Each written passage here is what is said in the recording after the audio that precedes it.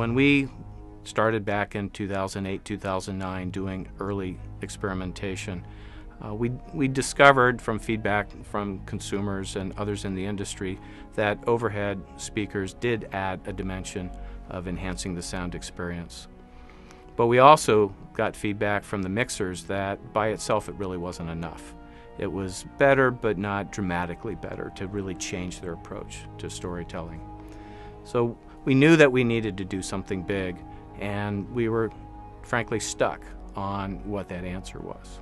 After a while in development, we started to settle on a number of ideas, and one of them was what we originally called a steer-through array, which is the idea of being able to play a sound through an individual loudspeaker in a surround array.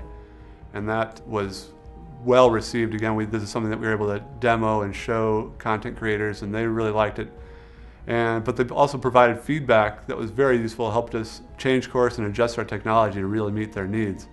For the first time, it features the ability to pan in 3 dimensions, so including both on the plane and on the ceiling of the environment. The mixer can also precisely pinpoint locations in the environment and render sound specifically from those locations. So that's really interesting to tie, off-screen action more accurately to what's happening on screen. Once we had the basic framework for the solution, it became pretty clear that we needed to test these ideas out in real theater environments. We were committed to making sure that we had a solution that wasn't just a premium theater experience. We wanted a solution that was going to be able to optimize playback in any theater, no matter what size, what shape. In order to do that, we needed to test in a real environment.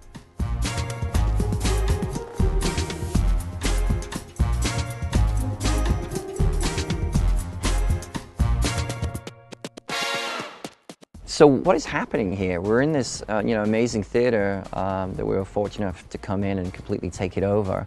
And we've done something we've never done before, which is that for the first time, not only taking over a typical movie theater, but being able to put speakers literally everywhere. And this room has speakers everywhere that we can now test and do a lot of interesting things here. So we have 36 surround speakers dedicated all around this room.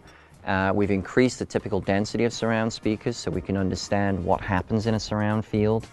We'll have the ability to turn individual speakers on and off. We can make it wider, we can make it narrower. And then we also have 3 rows of surrounds over the audience. So we have one in the middle and then 2 further rows either side of the audience as well. And this really allows us to be our giant laboratory, our giant playground in essence, that we can bring in a whole host of experimentation. So as we look to move forward, the benefits that we will bring is that we'll now have a truly adaptable audio system. And what this really means is the ability to, in essence, author once and render anywhere. That we're taking and controlling the true intent of the mixer and now allowing that single distributable package, in essence, or file, to now play out in multiple different environments.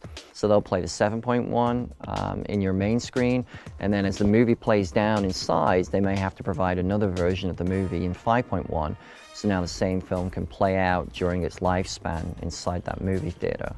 I think this technology translates better to all kinds of playback venues, because a smaller room doesn't need as many speakers as a very large room. And with this technology, regardless how big the room is and how many speakers there are, it always optimizes the playback of the content.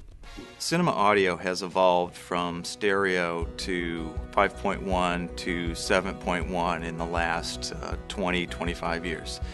We believe this is the biggest step of any of those. It is fundamentally a different way to deliver an audio experience.